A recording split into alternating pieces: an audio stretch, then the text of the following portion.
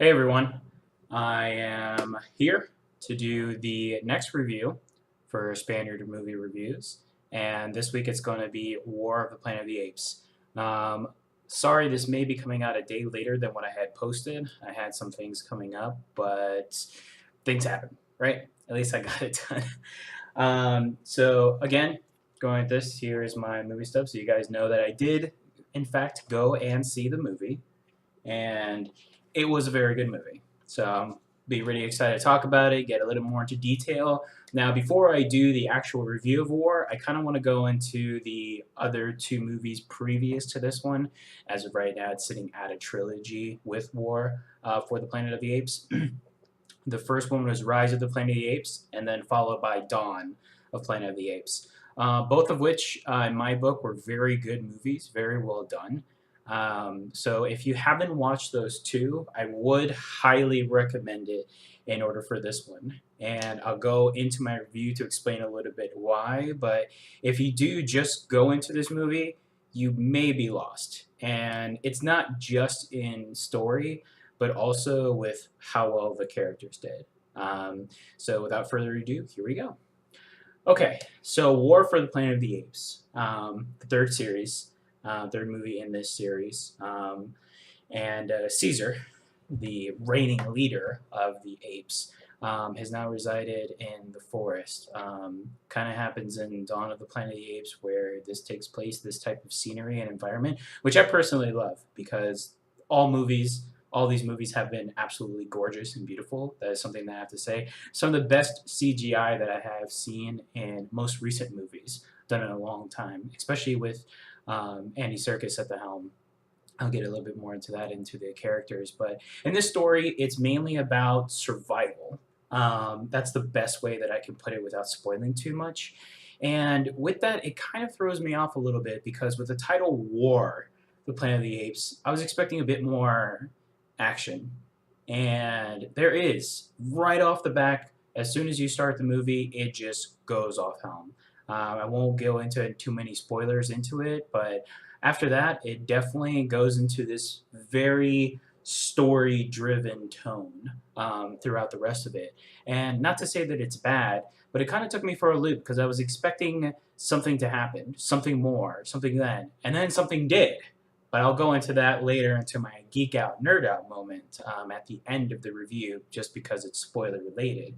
However, I won't go into that. So, story wise, I thought it did go through. I will have to say, though, this is probably one of the most emotionally based movies I've seen in a long time. And I mean, a lot of people may not say that, but last time I saw a pretty emotional movie was Logan, but I think that was for different reasons. But not to get too off topic, it definitely was emotionally based. Now, going into the characters, Andy Serkis comes back, and this guy is absolutely amazing. If you do not know him, you may know him from Gollum, and Smeagol from Lord of the Rings series, even in The Hobbit. Amazing. This guy is not afraid to put on these suits and act as the character. And ever since the first movie came out, I wanted to know who voiced that guy. And as soon as I found out it was Andy Serkis, I was so stoked because this guy is amazing. Amazing voice actor all around. If you haven't seen any of his work, look him up on Internet Movie Database. You can get into there. Good stuff. He comes back to portray as Caesar, and the entire movie, what a dominating performance this guy gives. I mean, he literally holds the entire movie on his shoulders because, like I said in the story part, this is all story. Like, there is nothing else moving past that. There are some scenes where it does get a bit more vulnerable, a little bit more like intense, but all in all, this is a very character, very ape-based film, and they do a good job with the apes that do talk throughout it, and then also with the sign language and the correlation to some of the humans that they end up going to. But that's another thing into there. Going to the humans, this is the newcomer for Woody Harrelson. I really love Woody Harrelson. His work is very good. I really love him in Hunger Games. That's probably one of the most recent that I really enjoyed his work. And for that type of actor, he is known as the Colonel which is, against the army that is trying to wipe out the rest of the apes here. And for such a high role, I felt it was a little bit weak. And not to say that, he didn't do a great job in what was given to him, but just seeing him in other performances and how he's developed those characters into something more, there wasn't something more here. But when he did come on screen and there was an actual presence for him to be on screen and to say what he had, it was a very, very dominating performance, and I really love that. And when you have the two together, which I'll get to a little bit later, it was fantastic. Some of the best one-on-one line screenings that I have seen in a long time. Very well done. So I have to give both the actors huge credit onto that because I think they held the movie together very well with everything else that was going on. Going to the music, absolutely loved it. As you know, I'm a big fan of music, especially orchestra or movie based. Compared to some of the other types, and most of my reviews have been pretty positive because I do feel they do pick very good music for that.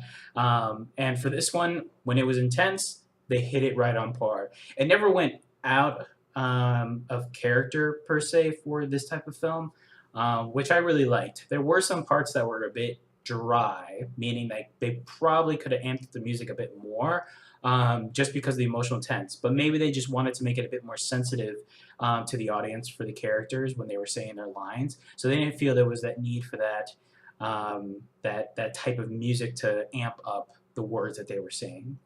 So with that being said, as good as this movie was, unfortunately, I'm going to give it 2 out of 4 stars. Just compared to the other two movies, because of the title being war, there just wasn't that intensity of a war. I really think if you want more action, you're going to get it at a Dawn of the Planet of the Apes than you are of this film, which is probably my biggest criticism on this one. It just felt short of that, and I was expecting if this was going to be the end, I don't know, there may be more movies, so maybe it won't be as bad, but for what the title and hold and what the other two have brought, this one felt weak, but emotional in a good way, So 2 out of 4 stars. If you're fans of the series, go and watch it. You will not be disappointed with the two actors, seeing them on the big screen doing that. If you can wait, I highly recommend it. This is definitely a Redbox movie for me going into the future. For anyone who asked me for my recommendations. So 2 out of 4 stars, War of the Planet of the Apes. Good movie overall, so hope you guys enjoyed that. If you guys don't want to hear any spoilers or see me geek out in the next 2 minutes, then go ahead and take off here. And with that being said, thank you so much again for the support, guys. Please make sure to like and share. And then on my YouTube, make sure that you give me a like. Please comment if you can. Let me know what I can do differently. And also subscribe if you can. Thank you so much. Okay, so with everything being said, now that I can kind of go into a bit more spoiler, this movie was just all talk, mainly talk. And I'm all up because I'm a fan of drama. But when a movie, okay, is titled War of the Planet of the Apes, I'm expecting a hell of a lot more action. However, you would think that with the maybe 3 to 4 intense scenes that they had, that would be my geek out moment. However, it was not, because I was so into the performances by Woody Harrelson and Andy Serkis. There was a scene where they were both together. Caesar, which is Andy Serkis' character, the ape, the leader of the apes, gets dragged up to talk to Woody Harrelson's character, the Colonel. And the Colonel goes into this long, very dramatic story, starting off very slow, and you can slowly see Caesar becoming upset because he's captured. They're imprisoned in this military base, and they're being used to build some kind of wall for the apparent war that's about to happen. That being said, the dialogue that these two characters used, both actors used, and how they said it with the intensity of the scene was so dramatic. I was engulfed in it. I was just so amazed. And just to see the facial expressions that they did via CGI for Andy Serkis, for Caesar, while he's listening to it, I really felt like he was understanding, as an ape talking to a human being, of his emotions. actually showing the Colonel is a human being, and what he's doing is trying to be somewhat righteous in a sense. I don't want to get too deep into the spoiler. I know I'm talking about the scene, but this is a pretty critical moment. However, following this whole thing, it doesn't end with a one-on-one battle, kind of like how Dawn of the Planet of the Apes did with Kubo, which was the bad ape per se in the movie who was trying to make other apes follow him to kill off humans. And there wasn't that, and I was expecting that. And with the performances that both are putting, especially with Woody Harrelson coming out for this movie, it just drops, completely ends the feud between the two, and it just moves on like if it was nothing. Oh, it killed me. But that moment where both characters are on screen and they're talking was fantastic. So I give kudos to both. I hope they don't get overlooked on for that. And thank you guys again so much for watching. You guys take care. Bye.